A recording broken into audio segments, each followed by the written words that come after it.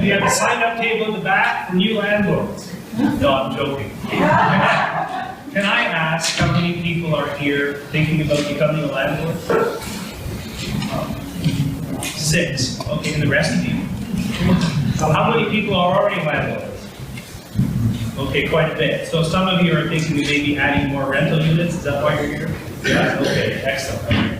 My remarks tonight are geared towards people who are not yet landlords, who are thinking of becoming landlords. I'm going to go through some of the pros and cons of being housing providers, talk a little bit about the environment we operate in, and also finish off with a little bit about our association. So how does that sound? You know, we've had some people recognized tonight, and thank you to Cal for recognizing the territory that we're on.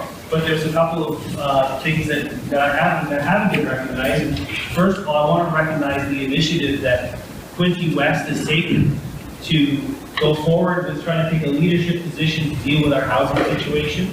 And this wouldn't be possible tonight without that initiative. I also want to give recognition to Lori and all the work that she's done to make this possible. Can we give her a little round of applause?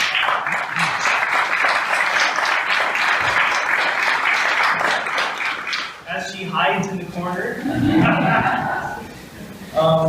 So I also want to welcome you here tonight as well. It's really good to see all of you here because we definitely need more landlords. And my colleague Ula is handling the slides for me because I would forget otherwise. I'm not used to a mic, so is my volume okay for everybody? Is that good? All right. This is my first time presenting in 3 years because I have not almost left the house because of COVID, so bear with me, I'm just up to getting up to speed. So as you know, we have a massive housing shortage here in the Quinte area, but also all across Ontario. It's bad. People can't find a place to live, and when they can find a place to live, they can't often afford it. Rents are ridiculous, and prices are ridiculous. And we've already heard that the feds are talking about a lot of immigration this year, and it's only going to get worse because these folks are coming in and competing for the same limited stock of rental and houses that the rest of us are. So we totally need more rental supply, and I'm glad you're here to hopefully create some of that rental supply. Now is a good time to invest because rents are at an all-time high and the prices are down from their peak of last year. Where that's going to go, we're not sure, but ultimately our goal is to create more supply so those rents can start to come down. So, while we need more landlords, the big question is being a landlord right for you? Those of you who are already a landlord might be thinking to yourselves, gee, should I have done this in the first place? And others of you are probably quite happy.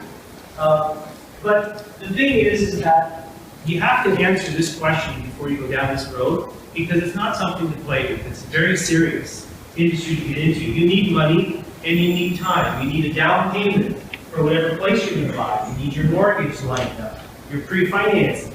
Or maybe you have a place where you need to renovate. That costs money. And this industry takes a lot of time, especially in the beginning. Buying, getting yourself up to speed, finding a tenant. But once you've got the buildings in place, or building, or basement apartment, whatever scale you're looking at, and you have a really good tenant in there, you can go for months and not even realize that you're a landlord. So there's both sides of the coin there. It takes, again, a certain type of person. You know, what's your personality? Are you a good people person? You know, do you work well with people? Do you have attention to detail? The thing is that if you're getting into investing in real estate just for the money, that may not work out so well for you because you are about to embark on a journey where you're providing, hopefully, safe quality housing to other human beings. If you just see them as a cash register, a way to make money, that can backfire. Because the next time they come to you with a maintenance request or they're late with their rent, you may not have that compassion to work with them. And you're getting into all sorts of situations when you become a landlord. So you need to care about the people that you're renting to, not just treat them like a money source. What is your risk tolerance? There's a lot of risk to being a landlord. And the risks are coming from all different directions. Bad bad tenants, regulatory, municipalities, things like that. And let me tell you, Brian's one of the nice guys to work with. He's not the representative of all the municipal guys that you might have to deal with over the years. But however, the good news is there's ways to mitigate a lot of that risk. And skills and knowledge. Do you have financial skills, accounting skills? Do you know about renovations and financing? And do you have project management skills? Like what type of skills do you have? And is it suited to you being a housing provider?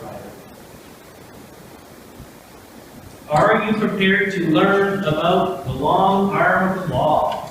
Because we as landlords, we're governed by so many different rules and regulations. And if you go into this blind, you're going to get nailed by one of these. And this is just some of them. These are the main ones. Who's heard about the Residential Tenancies Act? Some people call it the Tenants' Rights Act.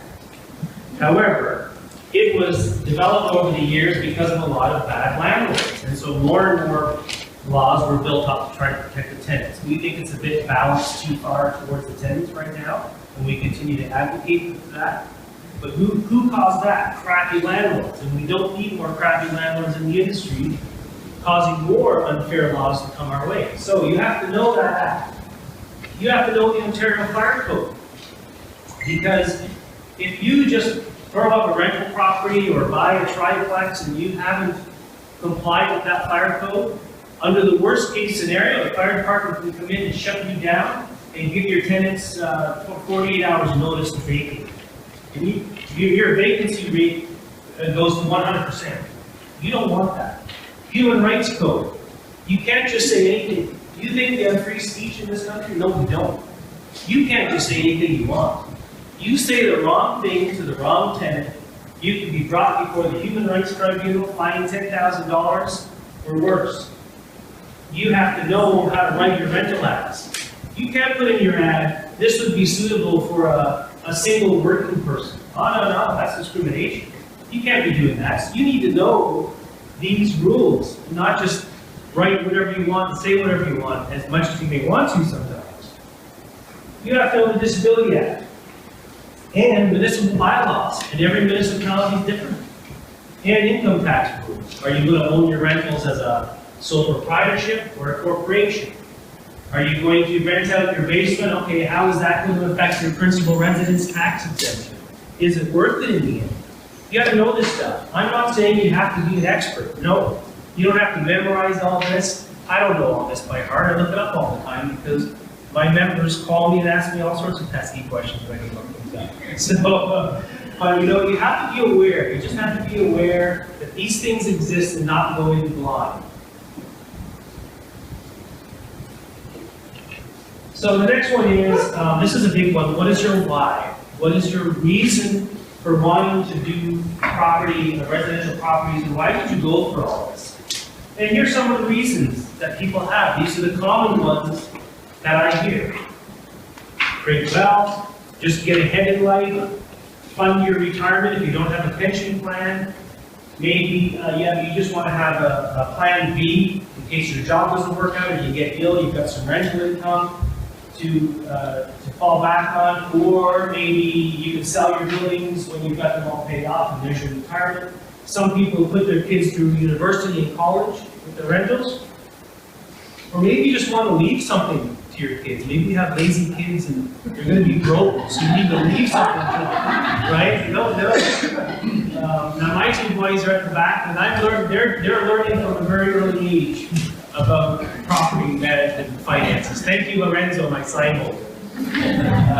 So is that why strong enough? Is your goal strong enough? I'm not trying to be a motivational speaker here and all that nonsense, but it's true.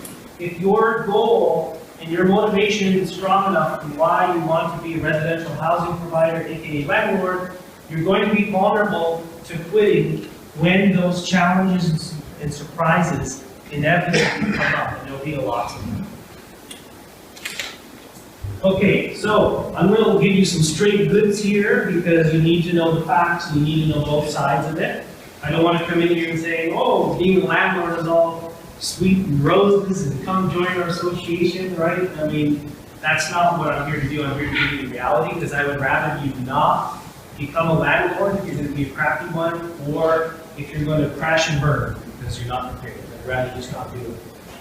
So, people come into this industry, a lot of people come into this industry and they fail miserably. And they leave the industry. And they haven't gauged the risks, they haven't prepared themselves, and they go in blind. Well, that's like playing Russian roulette. You might get lucky for a few months, you might get lucky for a few years, but chances are something is going to happen to you. It could be just for a very small mistake that cost you tens of thousands of dollars. Or worse, this is not for the faint of heart. On a regular basis, we have people contacting our association, crying the blues about what's gone wrong. And most of the time, when I listen to their story, which sometimes is half an hour on the phone, I say to myself, I don't say this to them, this is self-imposed. This is self-imposed because they didn't get educated, they didn't get trained, they didn't know what they were doing. Thing is, then what they do is they quit, they sell their properties, and they say, never again, oh my God, I'll never do that again. It didn't have to be that way, and it's so sad. And a lot of times when they come to us, they'll say, oh, we wish we knew that you existed 2 or 3 years ago. And I said, yes, I wish you would have done that as well, even though we're in the newspaper and on the radio quite a bit. A lot of people don't know we exist. Thank you, Lord. Let's give him a hand.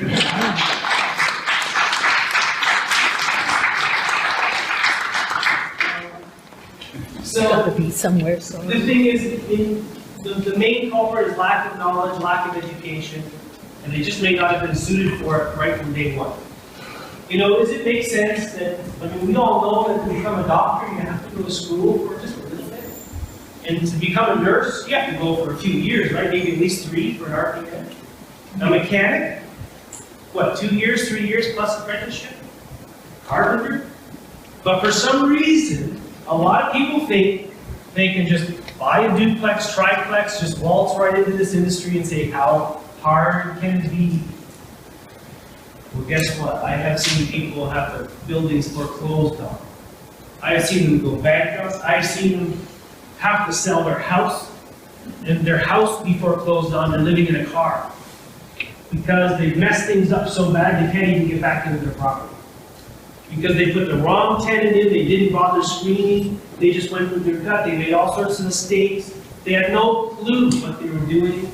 They go to the landlord tenant board, they can't afford to hire a paralegal, or they're too cheap to. They try to do it themselves, they get 1 decimal or digit wrong on their LTV form, and their case that they waited 6 months for is put back to 0. All the meanwhile, that tenant is living in that rental property rent-free. Thank you, landlord, how generous. However, who's ready for some positive news?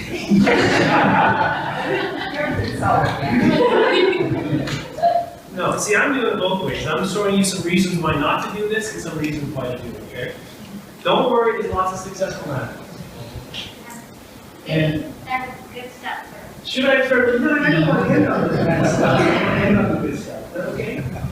Yeah, let's go to one bad stuff. Pretty bad so far. Yeah. You're a good critic. Yeah, right? A family will tell you how it is during. So, we have there are many successful landlords out there, and some of them are in the room tonight. Well, I'm a small guy, but yes, I've been very successful at this, and I've been actually enjoying it. I've been doing it for 25 years. Maybe I don't look that old, I don't know. But, you know, look, the successful landlords take pride in providing rental housing. They take pride in taking a building, renovating it, or in providing safe, quality housing to the tenants that are living in there. And they enjoy their tenants. They enjoy interacting with them. They help the tenants. I've driven tenants to the hospital before, and visited tenants in the hospital. And I used to be the IT guy for one of my senior tenants who didn't know how to do computers. Guess who she called every time she was stuck? Okay? And there's lots of stories like this where landlords are helping the tenants because they care about the people that are in their buildings. They don't just see them as a digit. So this business and this industry can be rewarding and it can be satisfying if you do it in a certain way, hopefully a way that works for you. Successful landlords not only invest in their buildings and in their properties, but they invest in themselves. And that's what we're big on, invest in your education, understand what you're doing, learn, take the time to grow yourself. So, how do you succeed in this business? I'm not giving you the full formula here, it's different for everybody, but just here is a few things. So, be clear on your goals. Where do you want to go? What kind of building do you want? You want a basement apartment? You just want an extra $300 a month? Maybe that's success for you. Maybe just an extra $500. That's fine. Maybe you want to build a large portfolio. That's fine too. Build your team. Who's your team going to be? Do you have a mortgage broker? Do you have an accountant, bookkeeper? Do you have a real estate agent? I think the 2 real estate agents that work here took off. Too bad for them. They could have picked up some clients here. Do you have an insurance broker? Do you have a paralegal, a lawyer? Do you have an advisor? Do you have, some people in the trades that a building inspectors, a whole team that you want to put together. And if you don't have that, that's fine. There's lots of referrals you can ask. Arrange your funding. Are you pre-approved? Do you have down payment set aside? Do you have a reserve fund set aside for the construction you're going to do, or the renovation, or something that might go wrong? You need enthusiastic people. Okay? Not just people to do the bare minimum. Then obviously you want to find the right property. What's the right property for you? Some people need the property to cash flow right away because they just need that for their financial situations. Other people are okay just breaking even, counting on the fact that after 20 years they'll have it paid off, and that's when their next egg will come to fruition. I caution you to go into going into negative cash flow unless you've got income from other sources, because that can add up after a while, and the losses can add up, so be careful with that. And again, invest in yourself. Don't just invest in a property, invest in your attitude, your mindset towards this, your people skills, and all the things that I'm saying that you should know. Well, That too. So, how can we help? So, we're the only organization in this whole region that helps landlords. And there's one in Kingston, there's one in Toronto, there's one in Peterborough, but in this whole part of Ontario, it's just us. And we have over 260 members. And we offer regular education and training. So we have a monthly webinar. And once in a while we'll have pre-COVID, we'd get together for dinner meetings. But we've been very cautious and conservative about that. So we're doing everything by webinar. So no matter where you live in Ontario, you can attend our online events. And we have ongoing training. We have resources and contacts. All those people that I said you should get part of your team, we can tell you who they are, who the good ones are. And sometimes they drop off our list and new ones come back on. Resources of where to get information from. We help our members know and understand all of this. We offer networking because, mentorship and fellowship. The thing is, you're not alone, because being a landlord can be very lonely, especially when you're in difficulty. And so we bring landlords together so they can chat with each other, learn from each other. And we have something called the Landlord Buddy Program. So if you're a brand new landlord and you're not sure what you're doing, or there's a bit of a problem that you have, we can partner you up with one of our more experienced members so they can give you some advice or coaching on that. And of course, fellowship, because our meetings are not just boring, information sessions. People get together, chit-chat, they form friendships over this. And because, when you're part of a group, you have some social connections going on as well. Unfortunately, some landlords that end up being landlords kind of bored, they need some paralegal help. Well, we have paralegals that offer discounts to our members. And we do government lobbying, as I alluded to earlier. Because of all of these rules, there's many rules that we deem unfair, punitive, and they meant well, but they had some unintended consequences. So we are constantly talking to various levels of government to say, hey, you know what? Did you realize that this law here is going against some of the objectives that you've actually set up? So some of the laws are meant to protect the tenants and make things more affordable, but like many laws that are passed, sometimes they have the opposite of that. And they discourage landlords and they discourage more housing from being created. So it's a constant dialogue. So that's one of the things we're always fighting on behalf of landlord rights. Community engagement. So we attended the Belleville Homelessness Summit, I think it was pre-COVID, and we brought in social service agencies, and CALC has come in to talk to us as well, so that we can understand everyone's perspectives and understand how do we help the more vulnerable tenants that are out there that may not be able to afford the rent or have mental health issues, food scarcity. What would we do as landlords? And one of the things you can do is if you notice a tenant is distressed, let them know the resources that are available to them. The Community Development Council gives up food, baby formula, and there's a lot of resources. Sometimes East County will give some money to help people afford last month's rent, things like that.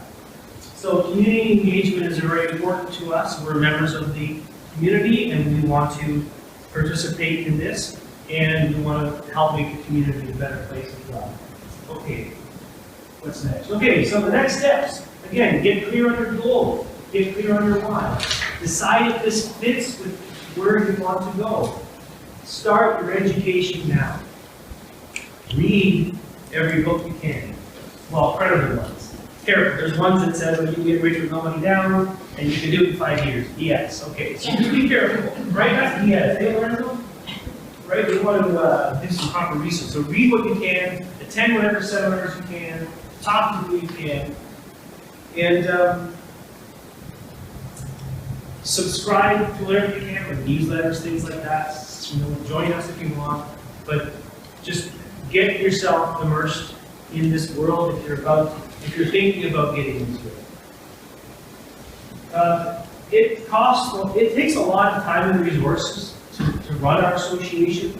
If you go to our website, you'll see a lot of the things that we offer, a lot of the benefits. And people will often say, gee, it's probably too costly to join. I just have a basement apartment, or I just have one duplex. I'm probably too small to join something like that. Well, yeah, I have to admit, we're pretty big bucks to join. You may not be able to afford it. Very big bucks if you consider approximately $10 a month big bucks. Sadly, some landlords do, and they're trying to do it on their own. I'm going to quote one of our members, and he said once, if I learn just one thing, being a member of my local landlords association, that saves me from making a mistake that costs me tens of thousands of dollars, that's not only pays for my membership for 10 plus years, but it's the cheapest insurance money can buy. And so I want to recommend to you that you speak to us at our table tonight. If you have questions for us, check out our website. A lot of information there. Read the sign. I want to let you know that we have a number of our members here tonight who volunteered their time to come out and talk to you. So if you have questions about what it's actually like being a landlord, or you want to know more about the association, could I ask our members that are in the room to either just stand or wave their arms to identify yourself so people know who you are that you can talk to? Great. So, some of them are wearing name badges, some aren't. If you think that's okay, but just feel free to come and talk to any of us. We're happy to talk to you. And thank you again, Lori, for all your work that you've done. And I also want to recognize Nicole, who sits on the Quinte West Action Table. She's our representative. And Nicole is a landlord who's been featured on radio and television for her story. Nicole was actually homeless years ago. And she turned her life around and worked like mad and is now a rental housing provider herself. And that's one of the reasons she's involved in this, is she wants to help other people, not only homeless people, but people who are struggling, because she knows what that's like. So that's Nicole, our camera lady back there.